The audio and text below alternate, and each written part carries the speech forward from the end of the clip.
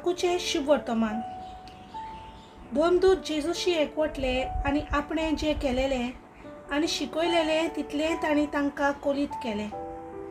तेन्ना तांणी ताका सांगलें, एकसुरे सुवातेर एकवडे येयात आनी मातसो विसव घेयात, कित्याक येती वेती इतलीं जाणां आसलीं की जेवंक लेगून तांकां फुरसत नासली। आनी होड्यार चडून ते एके एकसुरे सुवातेर गेले।